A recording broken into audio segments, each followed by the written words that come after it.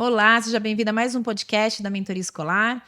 Hoje nós vamos falar sobre um tema extremamente relevante nos dias de hoje, que é sobre a inclusão na escola, sobre os neurodivergentes e como lidar com eles. E é óbvio que eu não sou conhecedora de todas as coisas, mas eu tenho amigos que são. Então eu fiz questão de trazer a Clau, porque ela é uma pessoa que eu confio e que eu sei que ela tem todo o know-how necessário para ajudar a escola e trazer aqui para a gente na nossa conversa estruturas, estratégias para a escola lidar aí com esses novos desafios que estão surgindo. Seja bem-vinda. Obrigada, Liliane, pelo Que convite. isso. Obrigada por poder participar. Eu acho que a gente tem muitas informações para trocar realmente sobre esse assunto e demandariam muitos podcasts também, porque é um assunto bastante complexo, mas eu acho importante a gente começar a falar sobre isso, porque cada vez mais é um ponto de atenção aí para a gente trabalhar. Perfeito. Clau, me fala um pouquinho de você, do seu conhecimento, do que você tem feito aí junto às escolas que têm buscado a sua ajuda. Conta aí pra gente. Bom, eu sou a Cláudia Lossassi, eu sou neuropsicopedagoga, tenho mais algumas especializações na área da educação, trabalho com adaptação de material, então toda adaptação de material em níveis específicos para cada criança, apoio as famílias, as escolas na estruturação, né, do que cada criança precisa. Então, o mais importante quando a gente fala de inclusão, Liliane, é o seguinte: o que a criança precisa? Porque a partir da necessidade da criança que a gente vai estruturar todo o contexto. Então, Sim. Precisa de adaptação, ela precisa de uma posição de frente na sala, ela precisa do peito. O que ela precisa? Né? Então, é através do olhar individualizado, esse trabalho em parceria da escola com a família, que eu entro para fazer esse intermédio aí para poder ajudá-los. Muito legal. E eu acho importante porque, assim, a gente sabe que a escola sozinha não faz tudo. A família também sozinha não faz tudo. E eu tenho percebido um posicionamento um pouco complexo. Me diga se eu estou errada. Eu tenho percebido o seguinte: como virou uma lei, uma regra, a escola está acolhendo isso de uma forma muito fria. Do tipo, já que é minha regra, eu vou assumir, mas eu quero saber o que o outro vai fazer. E eu tenho percebido muitas vezes, quando a gente vem para a mesa e coloca os três, né? A escola, o pai, a família e a criança, eu percebo assim: o problema é seu. Um jogando o problema no colo do outro. Sim. Né? E não é essa a ideia. E eu acho que a gente, como educador, como pessoas que pensam aí na inclusão, não só no sentido de incluir socialmente, mas de ajudar esse aluno, essa criança a ser melhor, eu acho que a gente ali está pensando de uma forma, vou falar errado, mas entendam, egoísta. É isso que eu falei, né? Tá uma questão de egos mesmo. Tipo, o BO é seu, o filho é seu, toma que o filho é seu, e o outro, não, o aluno é seu, né? Eu pago, eu quero que você resolva, e tem uma lei que me auxilia nesse sentido. Mas eu acho que a gente, quando senta, né, para discorrer sobre um aluno, a gente tem que buscar uma solução para ele. Entendo que dentro do cenário educacional, dentro de uma escola que tem um volume, você lida com vários alunos, você pensar e fazer essa tratativa individual é um desafio. Sim. Mas eu acho que todo desafio veio para a gente melhorar, né? Eu acho que a escola pode ser melhor para todos. Porque eu acho que a gente está vivendo uma mudança de escola. Eu falo muito sobre isso, mudança de gestão, mudança de liderança, mas também mudança de escola. Me fala um pouquinho como você tem essa percepção. Ela tem vivenciado isso, ido em várias escolas para ajudar. Como é que você tem percebido isso na prática? Na verdade, Li, o que acontece? São pequenas ações, porque a lei ela existe, né? E os decretos estão sempre atualizados e cada vez mais o cerco está apertando, fechando. Mas a ideia é que realmente não seja através da lei que isso tenha que acontecer, né? Então, a gente tem que visualizar a criança. O que essa criança precisa? O que é importante para ela? E o que eu acho que as escolas podem começar, acho que a gente já conversou uma vez sobre isso, tendo algum responsável por essa área de inclusão. Sim. Porque quando a gente fala a diretora, a coordenadora, ela tem muita demanda, que não é só tratar de inclusão. E aí, quando você tem uma psicopedagoga, neuropsicopedagoga e uma psicóloga dentro da escola, mesmo trabalhando de uma forma terceirizada, para não onerar tanto esse custo, já começa a ter um olhar e um direcionamento. Então, nem sempre tudo precisa ser implantado para todas as crianças. Sim. A partir do momento que você tem alguém que acompanha, que faz as reuniões com as famílias, com os professores, que acompanha a criança em sala, para identificar o que aquela criança precisa, às vezes você faz pequenas ações que já trazem um resultado enorme. Que já faz a diferença. Porque se a gente for colocar tudo que a lei fala, tem uma lista de coisas que a escola tem que ter responsabilidade para fazer. Sim. Mas, ao mesmo tempo, a gente sabe também que as mensalidades não comportam todo esse custo. Sim. Então, por isso que precisa ter um equilíbrio, né? Eu falo, nem toda criança precisa das mesmas coisas. Então, uma criança autista, não são todas que precisam de uma acompanhante em sala de aula. Sim. Né? Então, mas a ter a responsabilidade da família, sim. Mas a acompanhante pedagógica é a responsabilidade da escola. E aí, são duas profissionais que têm funções diferentes. E aí é onde fica, não, mas a T não é minha responsabilidade. Realmente, a T não é. Mas a acompanhante pedagógica, sim. Mas será que toda criança precisa? Né? Então, isso, quando você tem alguém para coordenar como se fosse um departamento, sim, uma área, né? Uma área específica, eu acho que as coisas começam a fluir de uma forma que vira um benefício, principalmente para a criança, que é a pessoa que mais precisa, mas tanto para a escola como para a família, e vira uma união de forças, e não essa questão de ego, de essa que coisa dessa briga, né? A culpa é sua, você que resolve e tudo mais. O filho é seu, né? Exatamente, o filho é seu. Perfeito. E uma outra coisa que eu tenho percebido, e eu acho que cabe a gente trazer para cá, eu vou fazer até essa pergunta provocativa para a escola e para você. Será que a escola está ensinando crianças diferentes ou tentando fazer crianças diferentes caberem em um único padrão?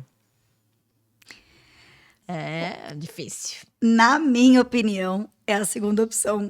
Eles tentam colocar todos numa forma padrão. Sim. E aí eu não entro nem só em neurodivergentes, né? A gente pode falar das crianças no geral. Hoje as crianças têm acesso a muitas informações, né, Liliane? Então, assim, independente de se eu tenho um transtorno ou não tenho, elas são diferentes. E muito, né? Elas não estão mais acostumadas a seguir todas padronizadas daquela forma quietinha, que a professora é o centro ali e passa todas as informações. Eles têm muitas informações. Então, eu vou dar um exemplo até de uma criança que é muito curiosa, que pesquisa muito sobre um determinado assunto. Sim. Muitas vezes ela é podada dentro de sala de aula da participação dela, porque ela sabe mais que os colegas.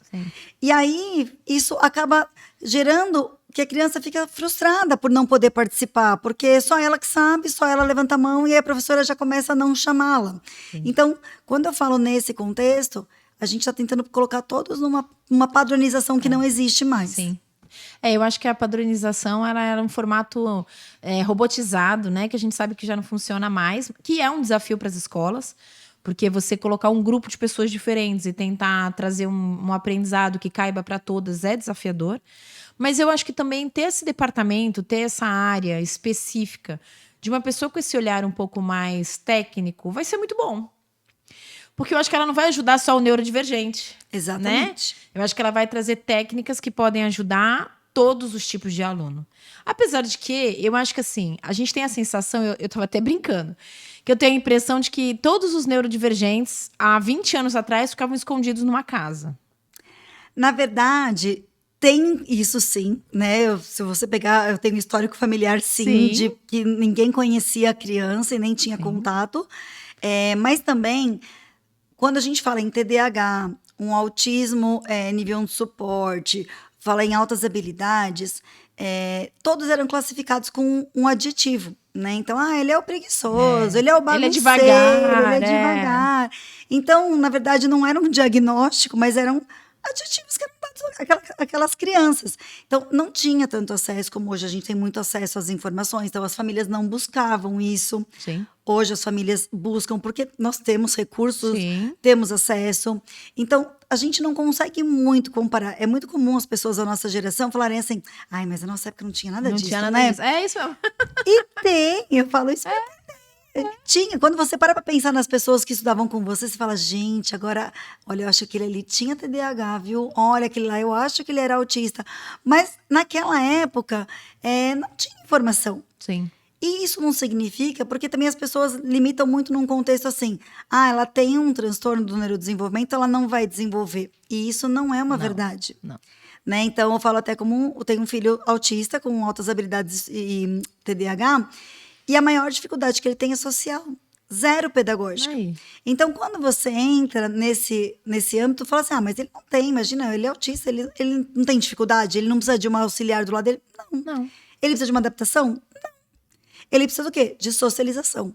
Então, por isso que ter uma pessoa que domina sobre o assunto vai trazer para a escola o benefício de realmente trabalhar aquelas dificuldades daquela criança, Sim. sem precisar do excesso e sem ficar na escassez. Entendi. Eu vou ser um pouco ousada, gente. Mas vou falar uma coisa que eu acho que a gente tem que se deparar aí, né? Eu acho que hoje a gente ter esse desafio de acolher a criança neurodivergente não é um desafio fácil, né? Mas eu percebo que tem escolas que não estão preparadas, não sabem o que fazer, não sabem por onde começar e não sabem nem a dimensão do que é isso, né? Eu vejo escolas assim que eu já falei várias vezes em vários episódios, quem me acompanha tá vendo aí. Eu falo muito que a escola não sabe muitas vezes nem falar do diferencial dela num âmbito normal. Ainda mais quando a gente traz aí para um cenário que tem todo um desafio que a gente está falando sobre isso. E isso me deixa um pouco assustada. Por isso que quando eu falei, não, a gente precisa trabalhar isso, e eu como uma pessoa de mentoria, o meu papel é trazer a solução. O problema a gente já tem, né? Sim. Então o meu papel é trazer a solução. E aí eu sentei com a Clau e a gente começou a pensar como estruturar junto à escola os processos que são necessários, né? Então, Clau, fala um pouquinho assim, eu entrei numa escola, eles não sabem nem onde eles estão direito. Tô brincando, mas assim, o desafio é grande. Por onde você começa? Lógico que a ideia é que a gente não entre, não destrinche tudo, porque senão não vai dar tempo. Mas falando por alto aí, quais seriam os passos principais? Lia, eu vou te falar que o primeiro passo, na minha visão, é o acolhimento à família. Tá. A escola, quando ela entra já de cara com um olhar de ouvir a necessidade da família, ela já ganha em vários aspectos.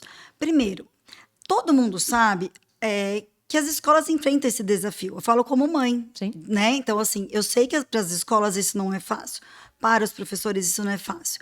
Só que a partir do momento que a escola tem uma escuta para a família, ela já ganha um tempo para poder se estruturar. Então, acho que a primeira coisa é ouvir a família, se colocar à disposição em trazer estratégias em conjunto. Tá. Porque aí você não fica naquela balança, a lei exige isso, você tem que fazer aquilo, a culpa é sua que é mãe. Não. Aquilo que eu falei, né? Vamos trabalhar em conjunto? Sim. Olha, meu filho tem Vamos essa juntos. dificuldade, será que você pode me ajudar?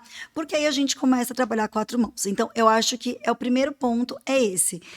A escola que dá abertura para os pais, né? É claro que a gente sabe das exceções, mas que ouve as necessidades.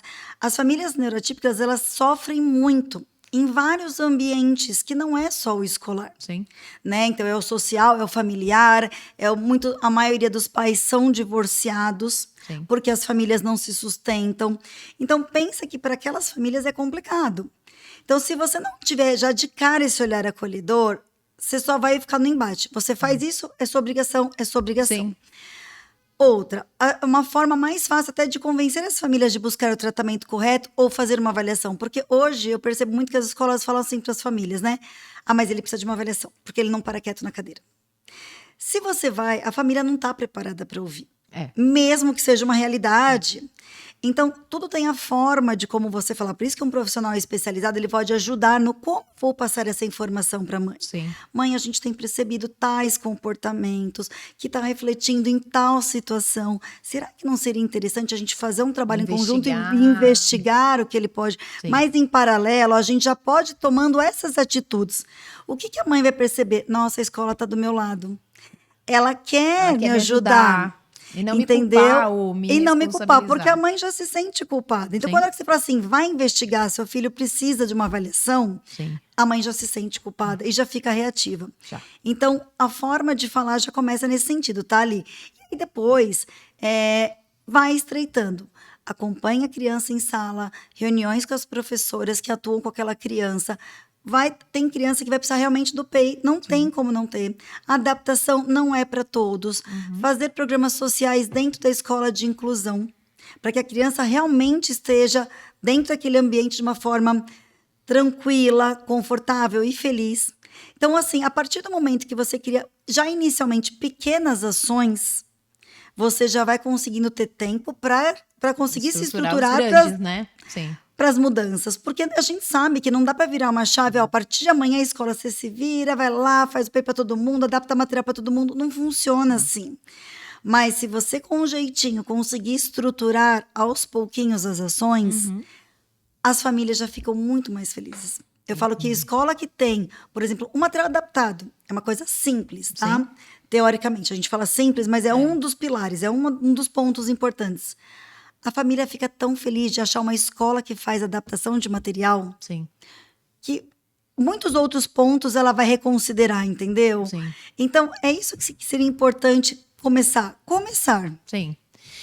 Eu tenho escolas que eu conheço que eles fazem o que? Eles têm além da psicóloga, enfim, que bacana, eles têm uma professora como se fosse uma professora de reforço, né? Então, o papel dela é meio que buscar onde essa criança precisa de uma reorientação ou uma estruturação que caiba, lógico, dentro do cenário da escola, porque tem situações que realmente não cabem. Mas a gente tem situações também, por exemplo, de o que fazer quando a criança tem um surto. Vamos dar um exemplo, né? A criança surtou. O que fazer? Como levar isso de uma forma legítima? Como ensinar os colegas a interpretar isso de uma forma positiva? Porque a gente está falando de jovens, está falando de adolescentes, está falando de criança. E eles levam as coisas. Tem criança que tem um olhar mais empático, outros não. Por exemplo, vou dar um exemplo para nós aqui. Na escola da minha filha, da mais nova, ela tem 8 anos, entrou um menino que ele tem nanismo. E ele é autista, então ele tem as duas coisas. A escola fez uma aula para eles entenderem o que é isso, né? Porque é tudo muito novo para eles. Eles são crianças, eles não sabem, né? Então, instruindo eles de como lidar, o que fazer, o que não fazer, para que eles pudessem acolher esse aluno novo. E isso é um desafio, eu acho, que é complexo quando a gente lida com alunos maiores e quando a gente lida com escola também. Você acha que trazer esse olhar entre eles em salas faz alguma diferença? Faz, Li. E tem 2 questões importantes aí. Passar para as crianças da sala, né, as condições de cada uma das crianças, porque a gente não tem só, eu falo isso porque na escola do meu filho, por exemplo, tinham uns pais que estavam se separando na sala. Não, a gente não está falando de transtorno, a gente está falando de uma condição específica naquele momento, mas Sim. que estava causando um certo desconforto para aquela criança. Sim. E que as outras crianças também têm que ter esse olhar empático para aquela criança, que em muitos momentos não vai estar da mesma forma. Sim. Então, assim, sim, as crianças têm que participar, porque são elas que vão acolher essas crianças, Tá. mas eu acho que é uma formação contínua da equipe. E aí, eu sempre falo que quem dá o exemplo são os superiores. Então, a partir do momento que você tem toda uma equipe escolar que vai da professora, coordenadora, diretora, a moça da cantina, a moça que faz a limpeza, todos Sim. estão integrados e conhecem sobre aquele assunto. É o que você falou, quando uma criança vai surtar, por exemplo, porque vai desregular. Sim. Né? A autorregulação, principalmente para alguns transtornos, a gente sabe que acontece com maior facilidade. Todas essas pessoas vão saber como lidar e acalmar aquela criança. Então, você não precisa usar o corpo, você não precisa usar a contenção. Se você souber lidar, isso pode acontecer dentro de um banheiro da escola. Então, a pessoa que está lá limpando, ela vai conseguir ajudar aquela criança. Sim. Por isso que é muito importante esse treinamento contínuo. Enquanto as escolas não compreenderem que isso tem que ser falado, o exemplo tem que partir de cima, Tá. as crianças que ali estão não vão ter esse olhar. Entendi. Eu vejo. Agora, uma outra pergunta que eu quero te fazer.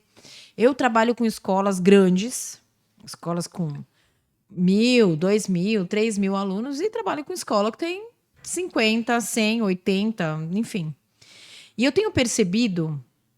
Me fala se eu não tô fora da curva, né? Sim. Eu tenho percebido muitas escolas, mães de crianças neurodivergentes, buscando escolas menores.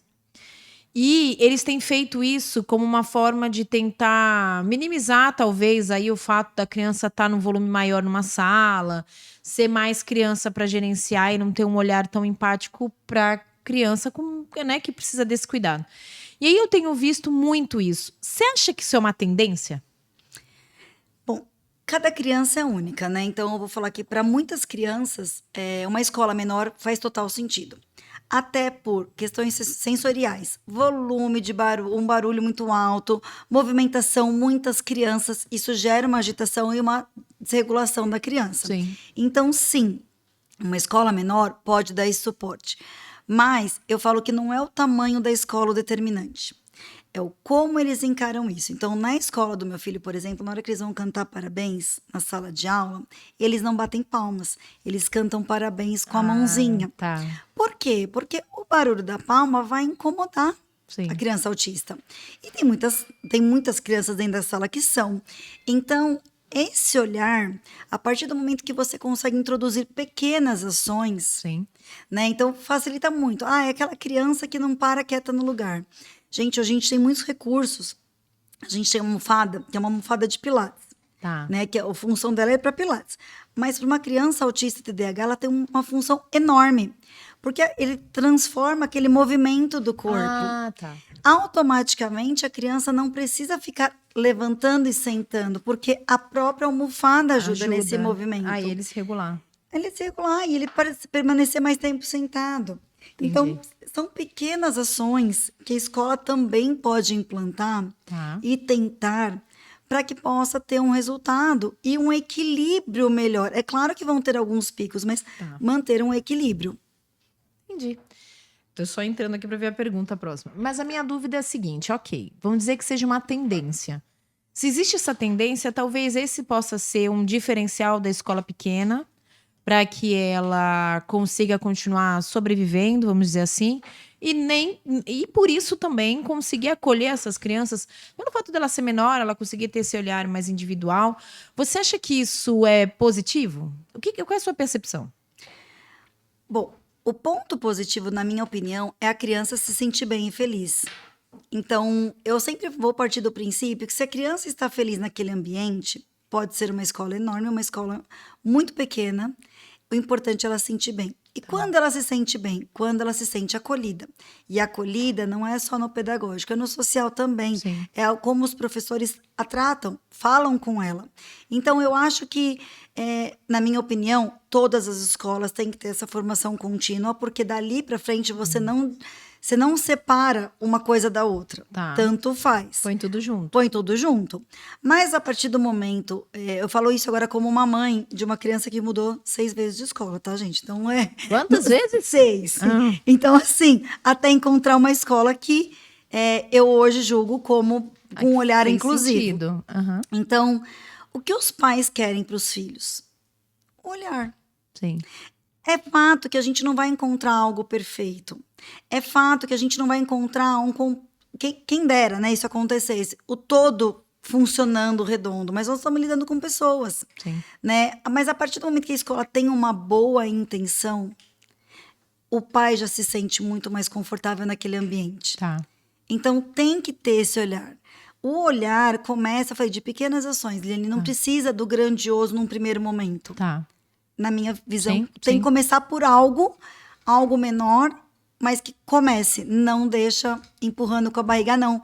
Eu fui outro dia numa escola que eu ouvi uma coisa muito surpreendente, assim, de uma coordenadora, que ela falou assim, na nossa metodologia, os pais, quando vêm conhecer a escola, já falam, é método X, não, meu filho autista não vai servir para ele. E aí eu falei, mas como assim? Eu fiquei curiosa assim. Agora, não, porque eles já olham porque é uma metodologia que cobra mais. Eu falei, gente, mas não existe isso. A metodologia tem que ser boa para todos e adaptada para todos. Sim. Entendeu? Então, assim, enquanto a gente tiver esse olhar, a gente não vai conseguir atender essas crianças. Entendi. E os professores vão sofrer. Entendi. Perfeito. Eu acho que a gente trouxe um pouquinho, a gente pelo menos está tentando trazer para vocês uma percepção de que existe essa necessidade, mas também existe solução, graças a Deus, né? Graças a Deus. E que eu acho que a primeira coisa é ter a boa vontade, do tipo, ok, já que vamos ter que vivenciar esse desafio, vamos pegar esse limão e fazer uma limonada, né? O que eu posso construir, já que eu tenho que acolher esses alunos neurodivergentes, o que eu posso transformar no meu ambiente para estruturar o ambiente para eles, de aprendizagem, e não só para eles, eu acho que acaba reverberando pela escola inteira. E isso é uma construção. Eu acho que a escola tem vivido desafios né? No sentido de cada vez mais leis, agora está vindo a lei também de trazer um ambiente positivo para os funcionários, né? Então, assim, a gente tem outras coisas que estão chegando. Mas eu acho que essa situação que a gente está falando, eu acho ela positiva. Porque eu percebo a escola naquele modelo um pouco antiquado, do tipo, eu coloco todo mundo sentado, olhando para frente, vocês me ouçam. Tá errado. Quando você lida com volume, quanto mais condicionado é, melhor, né? Você está lidando com o número de alunos. Quando você tem 50, 40 numa sala, se eu ponho condicionado, eu tenho menos trabalho. O problema é justamente esse. Será que o modelo, vários alunos numa sala, faz sentido hoje em dia? Ou será que, de repente, eu tenho menos e consigo explorar mais cada um? Entendo que tem que fechar conta, né? A gente tem custo. E aí eu vou falar agora com a gestora, eu sei que a gente tem com ensalamento. Ensalamento é o quê? É o cálculo de custo por aluno dentro de um ambiente que você tem que custear. Então, quanto mais aluno eu tiver dentro do metro quadrado, mais barato sai esse aluno para mim e mais eu lucro com ele. Faz parte do jogo. Só que eu acho que chegou uma hora agora que a gente precisa revalidar isso. Talvez o custo de ter um aluno numa escola particular comece a ficar inviável para alguns pais. Porque, infelizmente, vai ficar mais caro. Mas faz parte do jogo. Já que a gente tem que dar uma qualidade melhor, a gente vai cobrar por isso. E aí a gente precisa repensar a escola que a gente está oferecendo. Você não acha isso? A questão da NR1, né, que é da saúde mental agora, as escolas, né, como qualquer empresa, está com uma responsabilidade muito grande sobre os profissionais que ali atuam. Sim. E aí é aquele cenário. A partir do momento que eu encontro soluções para os meus alunos, eu diminuo a pressão e o peso em cima de um professor. Sim. Então, quando eu falo assim, essas pequenas estratégias, a sala fica mais calma naturalmente. E a gente não precisa nem entrar em neurodivergentes. Dentro de uma sala de aula com 30 alunos, quem não tem transtorno nenhum está completamente desnivelado, porque Sim. a gente também entra em dificuldade de aprendizagem e de todo um cenário, principalmente os mais velhos que vieram de uma pandemia. Sim. Então, são vários agravantes que a gente não pode só pontuar. Por isso que eu falo que, assim, ter o olhar ajuda a traçar pequenas estratégias iniciais para que haja esse equilíbrio entre profissionais da educação, alunos felizes, família contente e a escola Sim. trabalhando num ritmo mais normal. Sim. Essa seria a união de forças para que o negócio aconteça. Eu acho realmente assim, na minha percepção, dona de escola, né? Primeira coisa, sim, trabalhar com neurodivergente é um desafio, mas eu acho que, primeiro, aquilo que a gente falou, pensar na criança, no olhar afetivo, né? A educação positiva no sentido positivo, tá? Que a gente tem a negativo. Mas aquele olhar mais acolhedor, né? Para a família e para a criança. A gente tem ouvido falar, eu fiquei assustada, mas acho que deve ser até uma realidade que talvez não tenha chegado tanto a mim ainda. Mas eu vi uma mãe solo, de uma criança autista de nível maior, né? Mais complexa. E ela tirou a própria vida porque ela não estava aguentando mais. Ela estava estafada, né? E é isso, Li. Normalmente, os casamentos, os relacionamentos não dão certo quando se trata de crianças neurotípicas. E a mãe sempre fica mais sobrecarregada. E aí eu acho que é onde a escola entra. Né? Eu não consigo fazer tudo hoje porque eu não tenho verba para tudo. Não tenho, mas vamos lá, mãe, vamos sentar. Vamos ver o que a gente pode fazer para ajudar você e o seu filho? Sim. É minha obrigação como escola achar soluções. Pode não ser a ideal nesse primeiro Sim. momento, mas se a gente trabalhar em conjunto, a gente vai chegar nessa solução. Então, eu acho que isso é muito importante, Li, porque o peso dessas famílias, né? Outra, para uma família receber um diagnóstico, como eu sou da área da educação, é mais tranquilo. Mas eu falo pela família no geral. Não, gente, ninguém está preparado para receber um diagnóstico, né? E aí, a gente tem que se colocar no lugar do outro. E, querendo ou não, por mais que a educação, né, é uma escola, é uma instituição, é um negócio, mas a gente escolheu um negócio com esse olhar. Um negócio que trabalha com criança, né? É humano, é um negócio humano. Exatamente. Eu não estou trabalhando com máquinas, com robôs, com computadores, em que não tem tanto este olhar. Sim. Eu escolhi trabalhar com criança. A partir do momento que eu escolhi essa área, eu tenho que me dedicar a isso. Sim. Fazer bem feito, né? Fazer bem feito. Aí eu acho que já é um legado, né? Um trabalho de você pensar maior. E eu acho que escola tem muito a ver com isso. Quem é da educação sabe. Educação, eu falo que é um bichinho que pica, né? Depois que você é picado pela educação, você vive disso, não tem mais jeito, né? Eu que eu diga. Mas, ok. Minha outra percepção que eu tenho tido sobre essas dificuldades da família, e que eu acho que é importante a gente trazer para a mesa, é a gente também entender que muitas vezes a família também está descobrindo essa criança e toda a dificuldade que ela tem.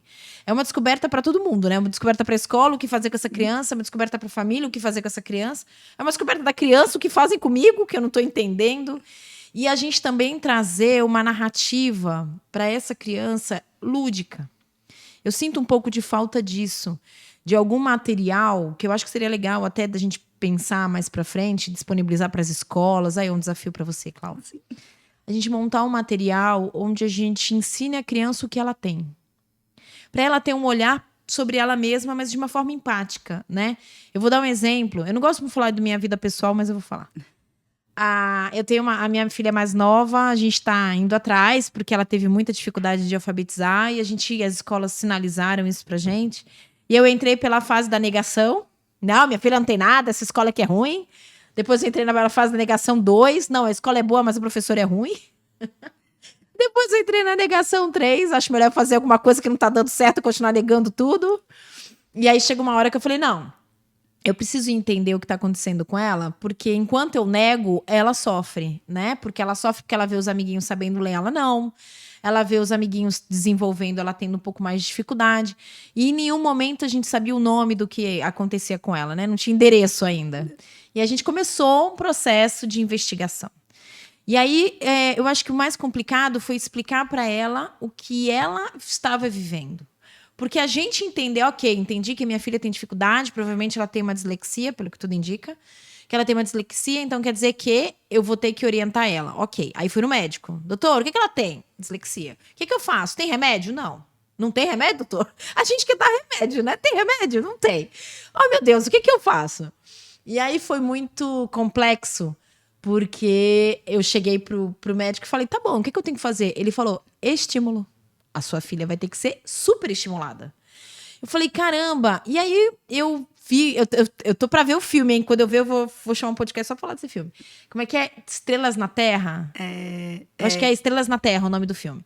Que fala do menino que tem dificuldade justamente de fazer a leitura. Mostra como é que ele lê pelo olhar dele. E aí quando eu vi só o comercial chamada, não é nem comercial, uma chamada, e eu falei, eu quero ver o filme inteiro. E me chamou a atenção, que eu falei, eu acho que é assim que ela lê. E a gente não tem esse olhar, porque a gente lê normal, a gente acha que todo mundo lê normal, né? Pra gente é tudo normal. E aí eu falei, cara, ela tem essa dificuldade. E o que eu comecei a sentir? Ele falou, ela tem que estimular. Eu falei, ok, eu vou fazer essa menina ler da hora que acorda até a hora que dorme. Só que isso irrita ela.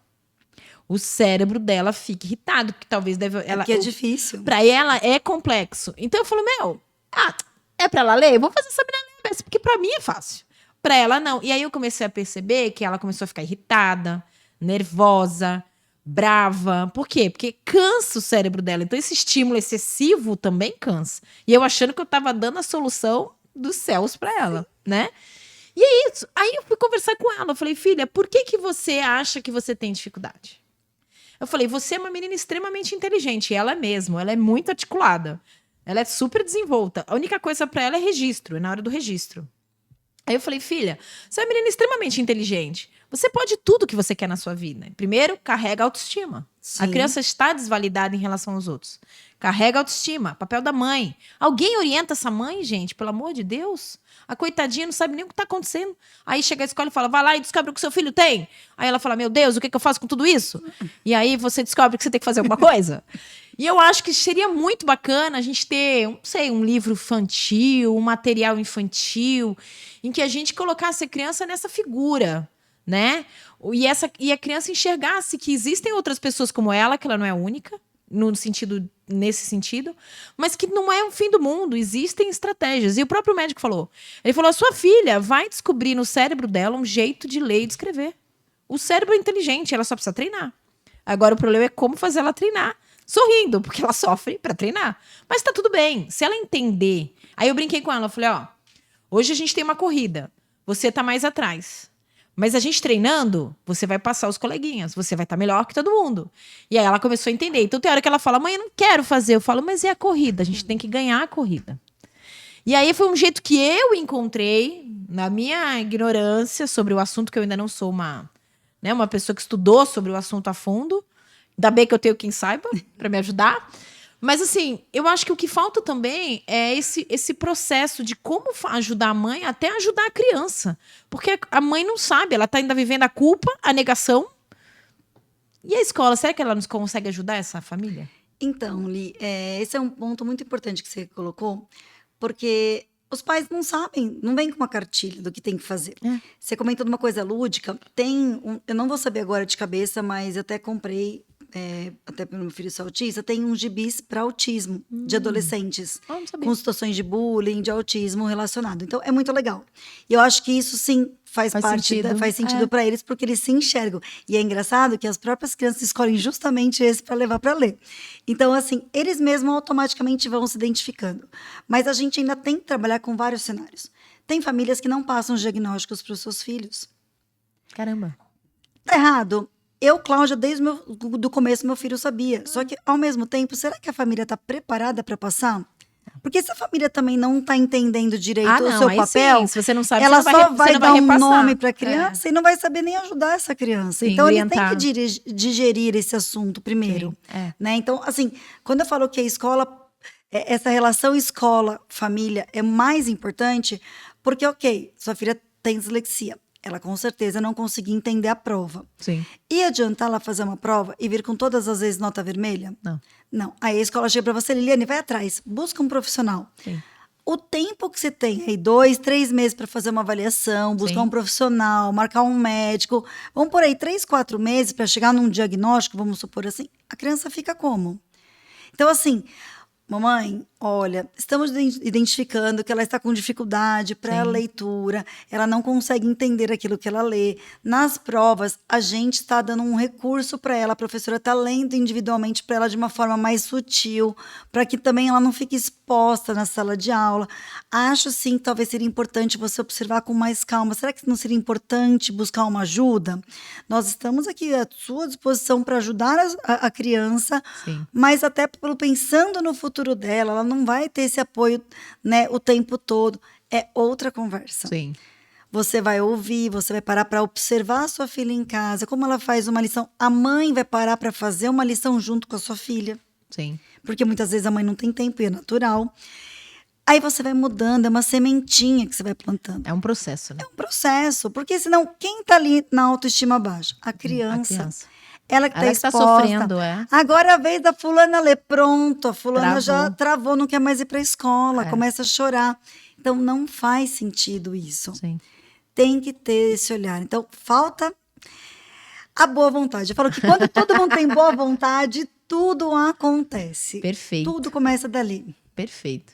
Acho que foi bom a nossa conversa, né? Já estou me encerrando. Foi muito positivo. Acho que a gente trouxe um olhar para a dona de escola um pouco mais sensível em relação a essa temática. Acho que também foi importante porque a gente entende que a gente não tem a solução de tudo. Infelizmente, né? A gente não tem. Não é pode pirlim pim pim que a gente joga e tá feita a solução. É uma construção, é um desafio novo, mas acho que é uma construção que deve se partir pelo pressuposto de que a gente tem que acolher essa criança. E mais do que a criança, acolher a família. E que essa guerra de braço, né? Sim. Só faz a criança retroceder, não evolui, não ajuda ninguém e não vai trazer solução para ninguém. E traz até problemas para a escola, tá, ali? Porque a escola também tem que visualizar que a partir do momento em que a criança está num ambiente sofrendo bullying, está num ambiente em que ela não está confortável, acaba trazendo isso para outras crianças. Sim. A criança atrapalha a sala, porque se eu não estou entendendo nada... então eu vou conversar com meu amigo. Vou disciplinar. Então, sim. Às vezes, pequenas ações regulam uma sala. Sim. Todos não vão andar no mesmo ritmo, ok, mas precisa disso. Sim. Só do olhar. Sim, acho que um olhar empático faz toda a diferença. Gente, a Clau está aqui à disposição, ela faz parte da mentoria escolar. Então, se você precisa realmente de uma pessoa que possa ir até a sua escola, estruturar esse departamento, essa área, para que você possa acolher melhor. Se você é uma escola menor, porque a gente tem escolas menores que não podem fazer esse trabalho ou ter pessoas que o façam, a gente pode também trazer ela para fazer esse apontamento, ajudar vocês aí no passo a passo, com os recursos que vocês têm, recurso financeiro, físico, né, estratégias, enfim, que eu acho que aquilo que a gente falou, o pressuposto é que a gente possa ajudar essas famílias e acolher essas crianças que precisam tanto da nossa ajuda. Cláudia, eu quero te agradecer. Eu que agradeço o convite, foi muito especial. Muito Obrigada bom ter você aqui comigo. Muito bom ter ela com a gente aqui na mentoria, gente. Se vocês tiverem dúvidas também, eu quero saber, eu tô com uma situação X, como resolver? A Cláudia com certeza responde. Vocês podem me procurar no meu Instagram, né? Entrar no direct ou mandar um WhatsApp. E aí eu com certeza vou direcionar ela, que ela é a pessoa mais indicada. E a gente vai ter um prazer em ajudar vocês. E saibam, né? É um desafio para todas as escolas, mas eu acho que um olhar positivo já faz toda a diferença. Obrigada, Cláudia. Ali, obrigada pela oportunidade, viu? Fica com Deus. Você também. Pronto. Dá mãozinha. Não dá.